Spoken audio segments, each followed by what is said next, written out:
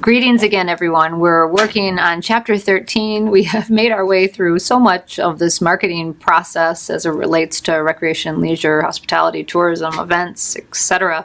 But we're looking now about relationships, and I tend to feel that professionals in our industry are really always have been focused on relationships, but this has become a hotter marketing communication tactic in terms of the various types of relationships or partnerships that we form together with varying entities for varying reasons. So here we want to think about it very strategically. And Chapter 13 is really dedicated to relationships or partnerships, whatever word you want to use. And we're going to look at three specifically, whether it's community-based relation type of partnerships, if it's sponsorship type of partnerships, which tends to be more traditional and common, but we're also going to look at stewardship type of partnerships or relationships. So let us move forward. Chapter 13 is where we're at. We're here to kind of, again, wrap our arms around this whole idea of how strategic are we using partnerships to reach our target market and markets to make our marketing objective a reality.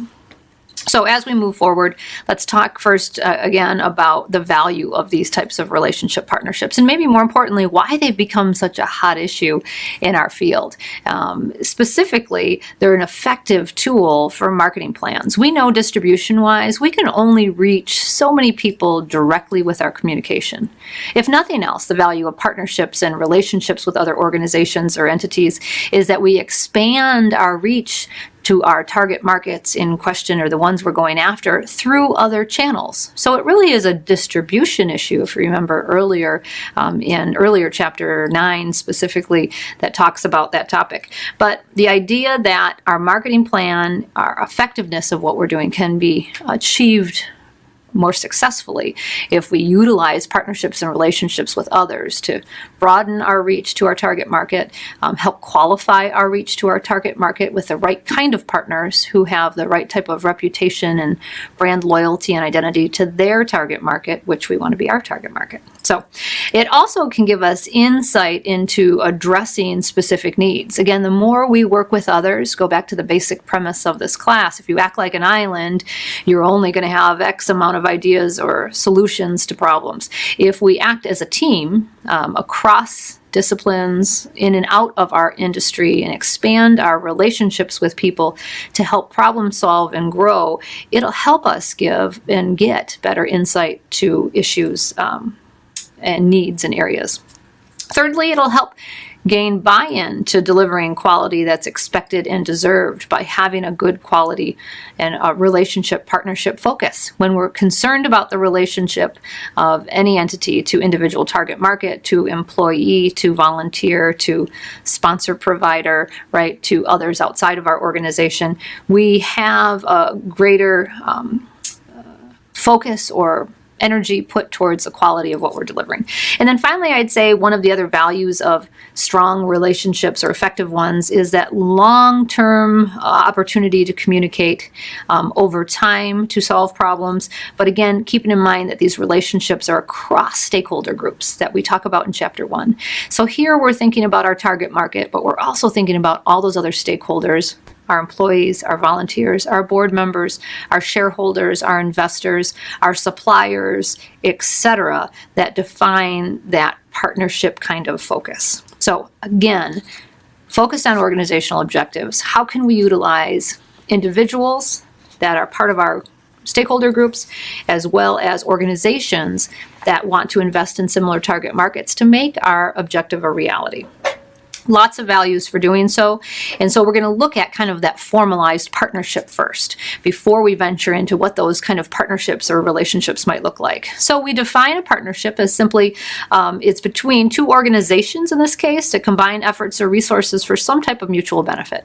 And that's how we're defining that partnership. So we're thinking at this stage of the marketing plan strategically, do we want to work with another organization and kind of formalize a relationship to get and reach our target market, or make a resource issue happen or occur for us? I go back to an early example of Cedar Point Amusement Parks partnering with Meijer grocery stores, as an example, to distribute and sell their tickets. That's a partnership that has a formalized arrangement with each of those two organizations to make something better happen for both of them. So value of doing so, we can add and expand to our resources that we have available. Let's face it, if I even tried to get to all the people who shop, particularly mothers, right, with children aged that I want at Cedar Point, if I tried to communicate with them with an effective message, it'd be incredibly costly for me to do so. Where when I'm partnering with Meijer to help me share that message, we absorb and we all can do more because of that relationship.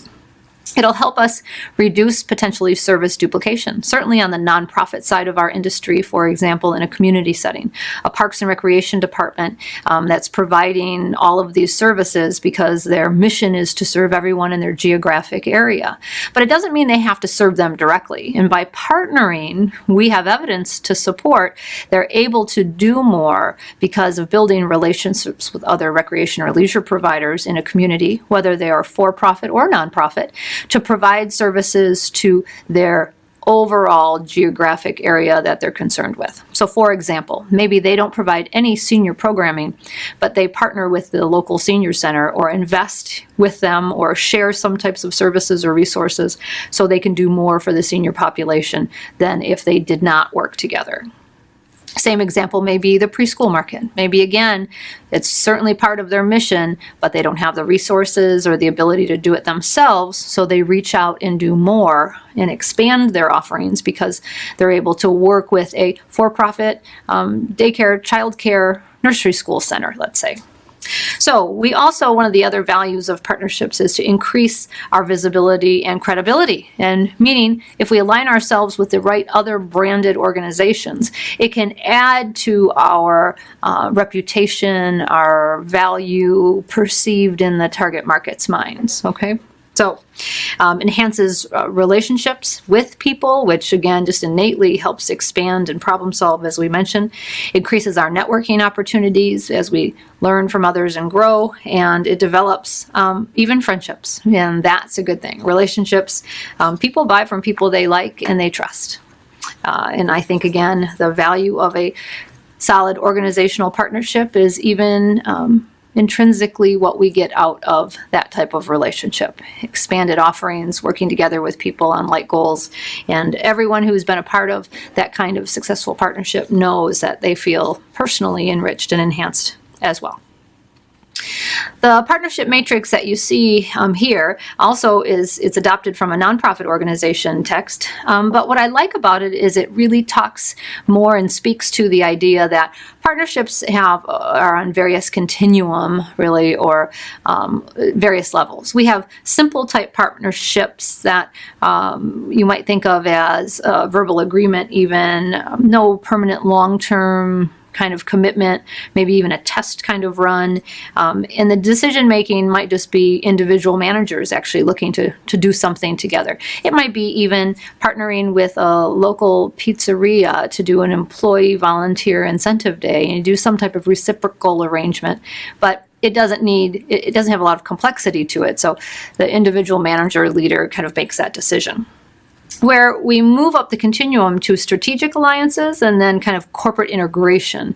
And I like what the chart talks about because it shows that there are partnerships at every level. It can be managers making decisions, to act and behave with one other organization as a partnership that isn't formalized, to the idea that the top level person or manager in this organization forms a very structured, committed, diagrammed, legal structures, etc., kind of tied to this partnership, and certainly more long-term in nature examples. And that might even be having my organization bought out by another organization, and we operate together, as formal and as significant as mergers or acquisition kinds of things, but as simple as, on the other level, a joint purchase process even. Maybe two organizations get together and say, hey, if we all bought our cleaning solution together, we would save a lot of money and provide a better product, ultimately for our visitors. So let's do that jointly. So again, partnerships, we're talking across all kinds of levels. And our focus here on the partnership is how can we be more likely to achieve our organizational target market objective in this case, by utilizing the tools of partnerships. So I think often of this matrix, to be honest, because recognizing it can happen a lot of various complexities, but it can be as simple as, the handshake, yes, let's agree, to as formal as customized, documented legal structures. So effective partnerships. There's a lot written on the idea of partnerships, and I briefly mentioned a few here, and then I'd like to share with you a study that Dr. Dean Pybus and I did on partnerships specifically because of this evolution we could see occurring 15 years ago in our broad umbrella of industries, both for-profit and non-profit. And it was interesting because the literature kind of surmises that effective partnerships have several variables. One is leadership support. And certainly, as I'll share in a minute as well, that when the leader changes, everything about that partnership could also change. And we learned that from our study of looking at partnerships in our industry and what happens. So we know that leader support, then, it's a true statement what the literature says from our experience of looking at our industry, that the leader is critical to the success of any type of partnership arrangement. Effective partnerships also have a target market focus, which the research supports that, but it certainly lends itself well to our marketing plan process, that we are always target market oriented and focused, and that we're looking at how we can achieve an outcome, kind of not general as an organization, but very specifically about this target market, or maybe multiple target markets, but that we're focused in on that. Effective partnerships has the workforce engaged. We're not talking about keeping the information or insight or the rationale behind why the partnership from anyone. And if you buy into Chapter 1 that everybody's responsible for the marketing effort, then everyone needs to understand how this partnership was formed, why it was, why we are doing it, and what's the outcome of working together. So we don't want to miss that. We also want to clearly see a cultural fit.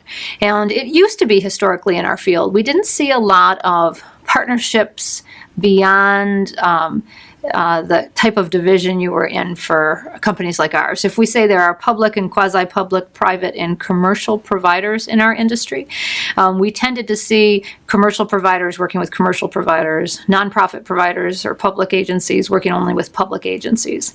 That was the theory that Dean and I tested several years ago to see, and we indeed see that movement. So cultural fit is it doesn't mean across financial lines, where historically we'd see a lot of that. We're not seeing that today. Goals and mission, they don't necessarily have to be aligned, but you have to understand each other's goals and mission and make sure that they are complementary or cooperation oriented versus identical. They don't have to be both nonprofit driven to achieve your objective. Ongoing communication, we heard that time and time again in our study. Communication might be the key to every relationship. You and I already know that, but it doesn't mean it's easy. So ongoing regular communication is oftentimes the reason relationship partnerships type failed. And then again, we found what the research suggested, that the more formal of that continuum, the more formalized, structured, clearly laid out expectations that were documented, tended to be the more successful type of partnership. Maybe more complex, but when expectations were clear on both sides of commitment and action and outcome, then they would just work better. So it was interesting looking at other research that's been done in the field, and this is a 2014 study that was done, and it said, how will the number of partners your organization is working with change over the next 12 months? And the answer to this question for those surveyed were 62% expect, this was across industries, not necessarily our industry alone, expect the number of partners they will work with to increase over the next 12 months. Only 3% expected to decline. Now, this is interesting to me for a couple of reasons. One, as I already mentioned, 15 years ago, we did a study on partnerships in our industry to see what was happening, because you could kind of feel the momentum changing in terms of how we did it, if we did it, and how often we did it. And as I'll share in one slide, we found similar results, almost identical results, back in 10 years ago in the kind of follow-up study to our first one. So it's fascinating to me that even though this is not in our industry alone, it was across organizations, it was fascinating to me that there's continued interest and movement in forming more partnerships, and that organizations have a better readiness than ever before to apply this as a marketing tactic and or organizational tactic to make something better happen for the business. And so don't rule this out and don't think it's going away. It's hotter than ever, and here's what Dean and I found. So we did a study of Michigan Parks and Recreation organizations and asked that the director or executive director replied to a questionnaire about partnerships. We sent it to 154 departments in the state of Michigan. We had 97 reply and respond, which is we were really happy about, because you don't often hear that kind of response rate with a mailed, handwritten, online type of questionnaire. So a great deal responded, and then we selected out of those that responded 10 organizations to interview. So we actually went to the Parks and Recreation Director's office, and we had questions that we wanted to ask to learn more in depth why. Quantitative studies answer, do you do it, how often, what happens? But we wanted to know the intricacies, kind of to support and test that research that was out in the field. What are those key elements to effective type of partnerships? Of that, what we did ask is kind of what's going on in the business. One of our hypotheses are in these nonprofit parks and recreation agencies, they were looking at partnerships because their funding models were changing so significantly 15 years ago, 10 years ago. And what we found is 38% indicated that their funding percentages had changed. Their revenue streams had changed. And there's nothing like revenue streams changing or being challenged to force you into looking at your organization differently. I often saw, kind of back to chapter one of two things happening. When funding changed, they either took away marketing efforts or they got more sophisticated with their marketing efforts, because they really had to really evaluate how they were spending every dollar, but that taking it away philosophically wasn't the right answer. And I'd agree. But having said that, we found that these nonprofit parks and recreation agencies around Michigan, regardless of rural, suburban, urban kinds of settings, they were doing partnerships and they were growing in terms of what they had done in the past. They were averaging 9 different partnerships, and it was for everything from program administration to area and facility management to special event management. And you note here that over half were doing one or multiple of those kinds of partnerships.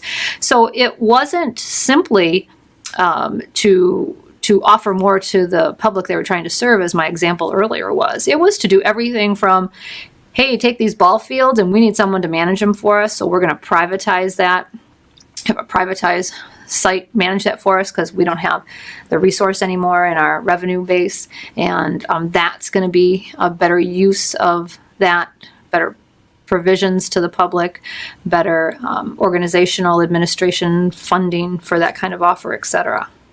We also found that they do it to not only expand program offerings. It was very clear even 10 years ago that agencies were being asked to do more with less. That was kind of the mantra, and we don't see that changing even today in our field. But doing more with less, so expanding their program offerings because people wanted more. That's the other thing. We know this about our industry. People want it, need it, value it, unlike any other time in the history of time, right? So your resources were depleting or changing, and yet people were asking and really needing more. Our services were never more important for people, and yet how were we going to do that? So expanding offerings, resource needs or expanding resources, and then marketing, very specifically, that they viewed a strategic reason to partner is to communicate what they were doing through, again, other people with like-minded, like quality kinds of providers. So 69%, isn't it funny? That's the same percentage. I found it funny than the large organization study, intended to do more in the future. and they were doing more because of expansion, resources, and changing interest of consumers. They couldn't adapt as quickly to people's changing needs and interests, but they could partner with a provider. And 0%, there was 3% in the other larger study, but just in our industry, 0 of those near 100 recreation agencies in Michigan said they would do less. They were going to do less partnerships in the future. So this was 10 years ago, that partnership study, and we projected that happening. But all the evidence today, even though we haven't formalized that study again, is it absolutely has done that and more. We now see more and more evidence that our nonprofit and our for-profit or quasi-public private providers are all intermixing more than ever before. But even back then, 80% of these parks and recreation, community providers partnered with other public agencies, 80% of them. And remember the growth. We knew that was happening. We saw a nonprofit partner with a nonprofit. But even back then, 60% of them were forming partnerships with quasi-public or private providers. So a city parks and rec department with a YMCA, for example, or a city parks and recreation department with a private club in the area, a sports club, let's say. However, 42% were actually at that time partnering with commercial providers. So actually working with the for-profit softball league, to provide softball opportunities for people, for adults in their community, as an example. So it was no longer just public to public. It also was public to commercial. And that was honestly one of our biggest tests of this partnership. And we asked specifically, will you partner? If you're going to grow so much, who will it be with? And the bottom line was anybody and everybody who are good partners to have because of our strong leadership, like brandedness, like quality, etc., will look at anything anymore. And that was a significant change. So we have seen this as a really kind of a hot issue about doing more with less.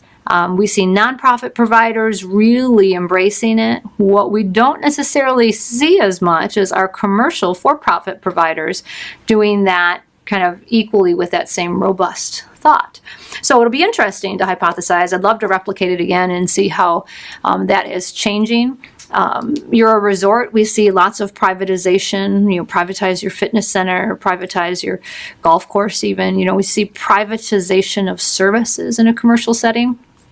I'm not sure how much of that is with other public providers, us searching out the public side. So we are going to see this landscape is changing. It's projected again clearly to increase. So what influenced those partnerships?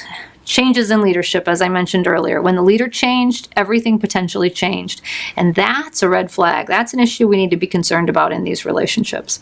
Forced partnerships were also a negative impact when someone told you were going to have to partner. Again, if people are kicking and screaming and not seeing the value, it's going to force that partnership to have some problems. So we don't want that. And is there a way to not force things, but educate people and influence them and see if we come to the same decisions.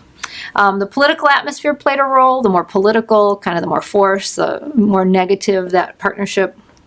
This whole idea, as I mentioned earlier, of compatible versus comparable missions, that took an evolution for many agencies. It used to be if we didn't have comparable exactly, then we couldn't do this partnership. And we saw the distinct change in that attitude. It just needed to be compatible. They didn't need to be the same. And then again, missions, values, and then the largest piece of advice the field said when we did our interviews was taking things small and having some success to build organizational confidence, trust, and then continue to build on that continuum. So I go back to the theoretical continuum we saw earlier in the slides. Maybe those simple partnerships are again where we need to blend to even do those more complex things versus starting big. So in terms of marketing perspective, I've given you a couple examples of why and how we're going to consider partnerships and to expand and communicate, reach our target market.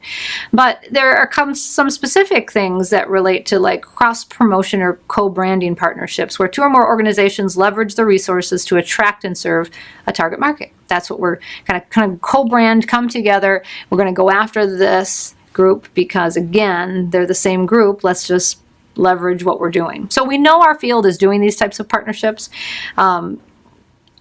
but we want to make sure that there's some protection to that co-branding opportunity, because we've seen some fail for this reason. We don't want to infiltrate each other's consumer base. This isn't about kind of stealing each other's consumers. This is about adding value to those experiences and honoring the co-brand that you're working with. We want to provide more to existing consumer experiences, but then keep them very loyal to what they're doing. Expand our consumer base to reach those with additional offerings, right? And then use promotional marketing dollars more effectively and efficiently, to making sure we have a clear understanding of who has to invest what to make this happen, and be good stewards of that kind of co-branded partnership. I've mentioned a few examples of that already, so let's kind of move into one other formalized decision you need to make in your marketing communication plan is, are you going to use community relationships or community partner opportunities to expand and reach this target market? So community relations activity is when we develop partnerships with local kind of public service, social, community, or service organizations to communicate with our target markets. So, for example, one of the neatest things I ever saw was in Midlands Community Center in Midland, Michigan, that very early on they adopted a community relations strategy to their marketing efforts. And I'd never heard of any organization doing it this way, and they measured the impact and it worked. And what they did is they took their management staff of 20 professionals, and the CEO, leader, executive director said, I want all of you to pick a community-based organization. Could be social-based, service-based, community-based. And I want whatever is passionate to you and you want to make a difference with. And I want you to pick it, and I want you to tell us which one it's going to be, and I want you to serve them. And I'm going to allow you to use X amount of hours a month of your staff time to be of service to them, because we want to be good community providers. And so this wasn't for me, a philosophy or a pretend way of being a good community provider. This was a very real way of being a community provider. And again, I've seen very few organizations since I've even heard this story and saw it firsthand adopt it, and I wonder why. Because it's really quite brilliant, but they're doing it for the right reason, and that's they want to be good community partners. So each of these staff members then became part of that community organization, and within 1 year, the executive director measured the impact of that, and it was a $75,000 financially positive impact on the organization as a result of them being strategic, good partners in the community. So it might have been with the Rotary, the Knights of Columbus, the Chamber of Commerce, the Convention and Visitors Bureau. It could have been any organization, that was looking to have people of service. Well, when you work for an organization, and you and I already know this, we already branded to that organization.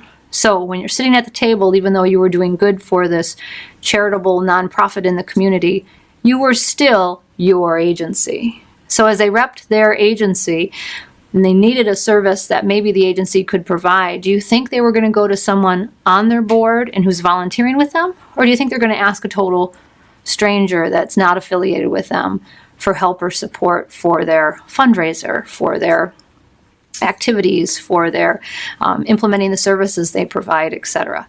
Well, in our business, we tend to have a resource community-based organizations can utilize. It might be our meeting space. It might be our activity areas, right? It might be our staff or the talents that we have around the table. There'd be a variety of things at our facilities. It might be room nights at our resort, again, across the board. But there are things and assets we have besides our smart staff members who can make a great contribution to their board or to their efforts. So I use that as an example because I'm always amazed at the brilliance that many organizations in our field delivers that, again, I never would have thought of, but they did, thank goodness, and we can learn from them and see what they've done as a result. Disney even did a promotion that was community relations based a couple years ago. They encouraged visitors to volunteer in their community, and if they just had some evidence that they did volunteer, they would have a free ticket to Disney, and they could go to any one of the parks for one day. Now, that was brilliant for a lot of reasons. One, it showed that Disney cared about people caring for others and serving people. So if you did that and came down and used your voucher, do you think you were coming alone? Or do you think you were coming just for one day and maybe that's it? They found that that promotion was effective because not only the goodwill and effort, and also showed what kind of organization Disney was, it produced a return for the investment because one free day in a park turned into buying another day, or turned into bringing a couple people with you that didn't have that, or even better, encourage people to go do more volunteerism so they could get that. And it's just that cycle. So I love when I see organizations do things, it can produce a return for the organization. It doesn't have to be all give. It can be a win-win, two organizations coming together. But it's clever and it's honest and it's very strategic in terms of what and why they're doing it. But these organizations believe in it. They have a strong why. If you remember back from chapter 2, if your why is strong, it makes these types of implementations and community relations really effective. The hottest thing in our field today is allowing employees paid days off to do community service on their own. And I think this is kind of brilliant. Booking.com is doing it. We've seen other organizations make a policy, an employment HR policy that says you can volunteer 2 days a year for any service community-based organization, and we're going to give you the day off and pay for your day because we want you being good stewards in the community. So it's gone from the Midland Community Center example of just management staff to some employers in our field really getting it and saying, guess what? We want you to be good volunteers because they know the value of the employee, what they get from the experience when they get to pick their own place to give back. All the volunteerism research supports that if those projects are picked wisely, it produces such return of investment for the human, for the person, that it really makes a powerful HR example, but really it's also about marketing at the same time. So a couple examples about community relations. You have a card that identifies lots of different community relations activities of how you're going to give of your time, your talents, and your resources to people in places that need it in your area. Your community, your area may be an entire state, it might be multiple states, it might be a 5-mile radius, but what are you going to do to make a difference? And utilize that strategically to serve and reach pockets of people that you want to develop relationships with. Strategic. So, several examples on the cards being shared with you, and certainly your index cards in the back of your book or printed out, but lots of ways you can do community relation activities. Make sure it matches your why, though. We don't want community relations activities to be insincere or not part of who you are in your mission, because they come across as insincere and ineffective and will do more damage to the relationship with your consumers or otherwise. I probably have shared this 10 times already on these videos, but I'll share it one more time. But if I have one more organization ask me if I want to give my change to some local organization when I'm checking out of their restaurant or their activity area or the store, I don't know. I think I'm finally going to have to find that manager and talk to him or her and say, it doesn't feel right to me that you're having me be the way that you're giving back. But let's think about this for a minute. It doesn't feel good to be your customer when I'm the one giving back to an organization you pick. Let's reverse that. If you want to tell me that you'll match what I'm giving or you'll double what I'm giving and you've got some skin in this game too, then I'm going to feel a little better about being a person who not only recognizes and values you as an organization, but that I want to be part of this organization because you're doing it too. So be careful that your community relation strategy isn't self-serving. It really has to get at the right balance of it can make a positive impact for you, but do it for the right why and the right reason. Don't do it because you're trying to be good in the eyes of this organization because you just made your consumers not feel very good about you, to be honest. So be careful. Do it for the right reason. I'll get off my soapbox. Cause-related marketing activities where the organization invests marketing resources in cause-related issues and activities. Again, enhance brand awareness, loyalty, or brand switching, but this has certainly been a hot topic again in putting our brand with liked causes because we want to be affiliated with those causes. We see it with many organizations like Make-A-Wish Foundation, lodging companies, partnering with them, knowing that their brands are together. And again, for the right why reason, it makes a ton of sense. But it's kind of been cause-related marketing has been a hot topic for 10 years in our field. It's kind of moving to that more sophisticated, more relationship-oriented cause. But we see organizations pick a cause and the employees go, do fitness running for 3 months and then I'll go run a 5K as they raise money for that cause. So we see a lot of things happening with internal and external consumers, all behalf of putting your brand with a cause. So that's what that's related to as we talk about community relations as well. Sponsorship is the traditional form of what we talk about, these kinds of relationships. And sponsorship is when we do a cash or in-kind fee paid to an organization to return some type of commercial potential for our organization.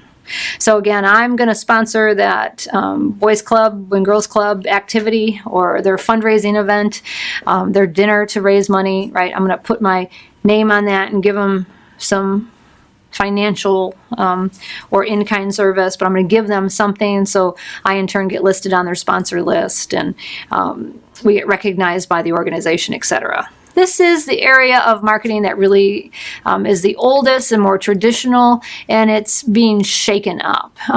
For many years, organizations just did it to be the good service provider kind of idea.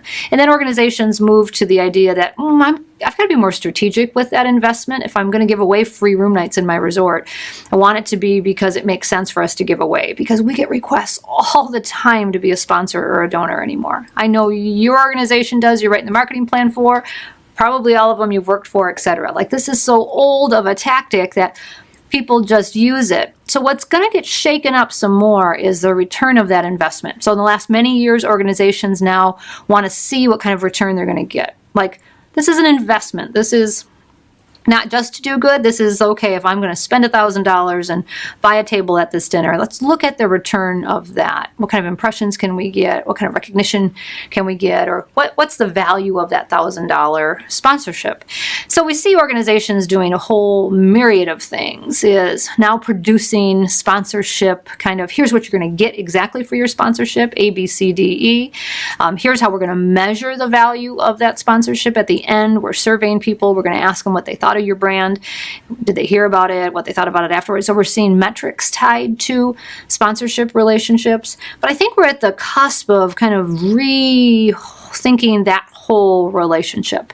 And, some organizations they sponsor just to sponsor not because they want to return, but because it's being more of a community relation activity. But when we're being strategic about our sponsorship, we're more and more going to see needed metrics, return of investment, because people are pressed with how they're going to spend their resources.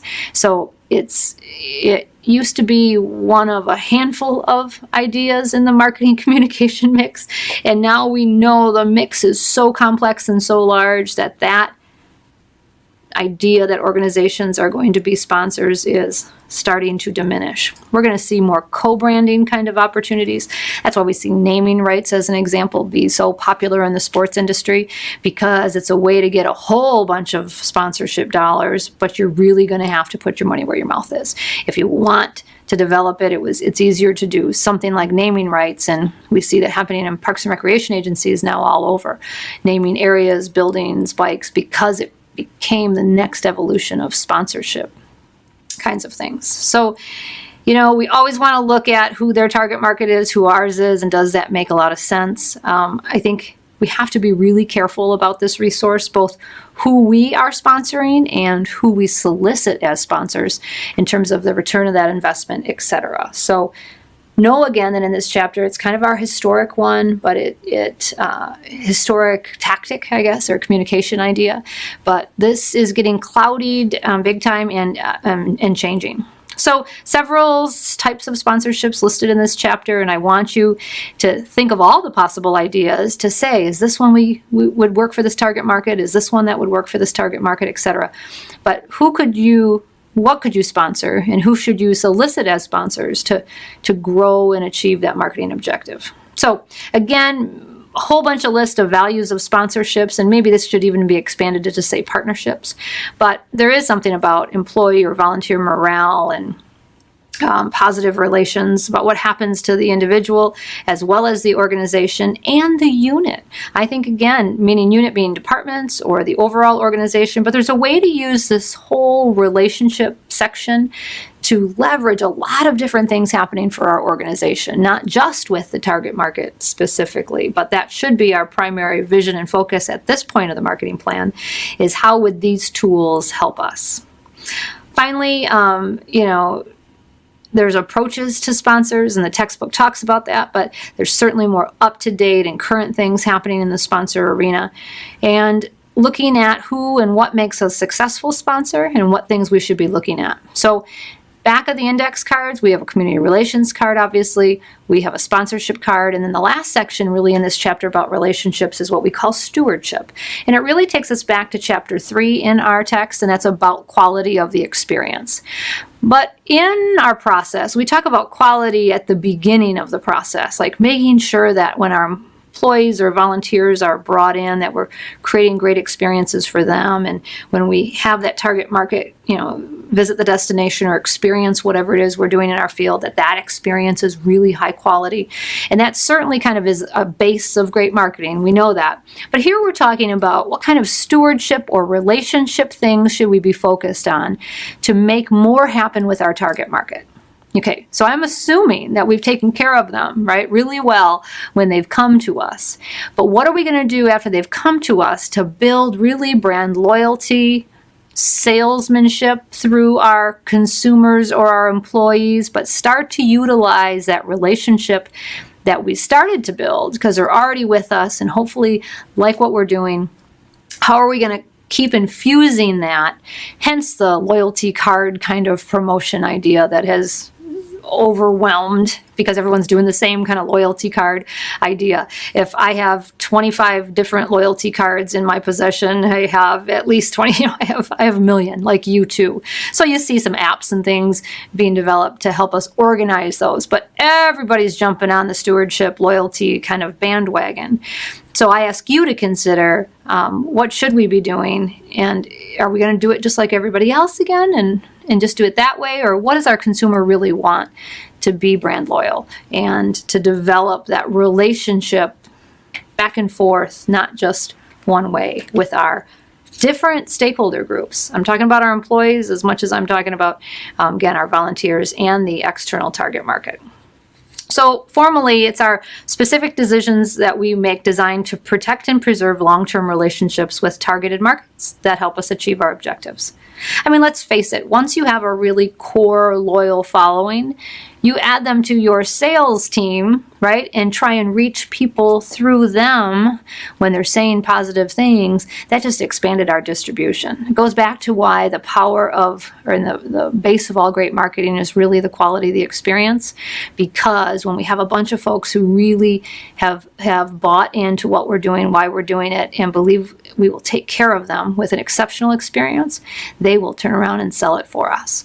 So stewardship's base is quality of the experience, but here we're looking at what kind of tactical action should we take, because it'll help us with this target market objective. So again, we have a stewardship card with a whole bunch of ideas, everything from gifts and loyalty programs to thank you handwritten notes. Yeah, they're coming back because you don't get them anymore. But what a novel idea to get a handwritten note from sent to your best consumers and having it from the employee that served them kind of idea. You know, we see things happening in guest rooms with housekeeping staff sending notes to visitors, etc. And those are nice, good, positive touches that really talk about stewardship of the people. How are we really taking care of them? But it also might be employee incentives, you know, tied to performance or Employee notes. How about a handwritten note to an employee today that thanks them for a service you saw them deliver or something that they did extra?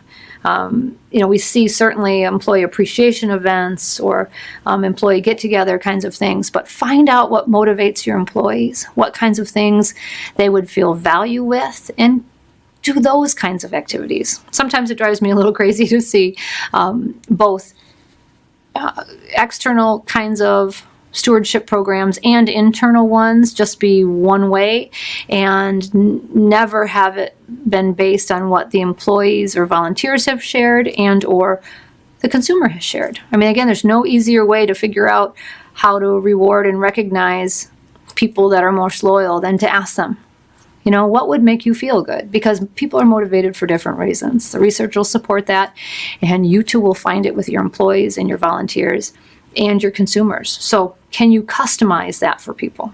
Could you give them choices of ways? We really want to recognize you, but we want to recognize you in a way that has meaning to you. So pick what you can do. So a lot of the point systems kind of have that idea, but think about it. Think about how we can be different, because you don't want to do it like everybody else, and you want to do it with the needs of your market in mind, internal or external. So quality service stewardship examples, I'm not talking about the base of the experience, because that should have happened a long time ago, or we would have never even started communicating. If we didn't have our act together with how we deliver our experience, then we'd be working on that right now. We wouldn't be worried about talking to new markets of people, right?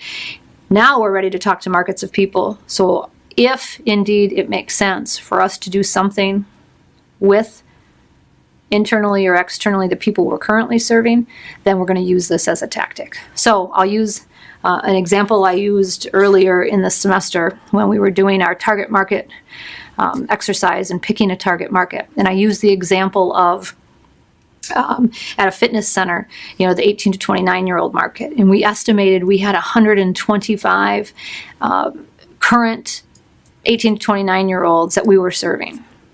So one of the actions I would have taken in that marketing plan if I was going to reach them is I would go to those 125 that we have internally that we're serving, plus anybody in my employee or volunteer base that resembles that market as well. And I would talk to them and I would engage them in the process and I would ask them for their help and their advice along the way. Because by building them as part of this team, they will help me understand that market better. But they will also find others like them because that's who they're with. People like them in terms of age and maybe interest. So there would be a lot we could do with that internally and externally. And that's just one example. So as you look at it, what your job here is to keep thinking about how you can make your target market objective a reality.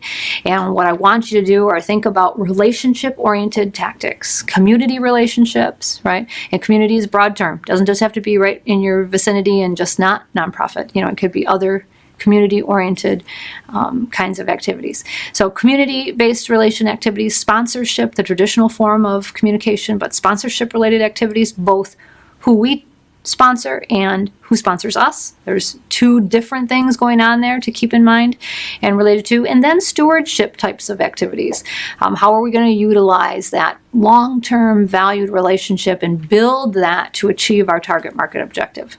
Recognize not all of these will be tactics for everybody's target market, but it's in our bag of tricks, and we have to think thoroughly through this concept to know if this is a tool that we want to use. If it's not, that's great, set it aside, because for the next target market, it might be a tool you want to use. With all of these communication tactics, what we want to do is consider them all, think thoroughly through what they are, what they might provide to my target market, and is it a good choice if I invest in this? Time, resource, energy, right? Will it produce a return and help me achieve my target market objective? So relationships are hot. It's a great topic to be engaged in for the right reason and the right why, but strategically for the right outcome.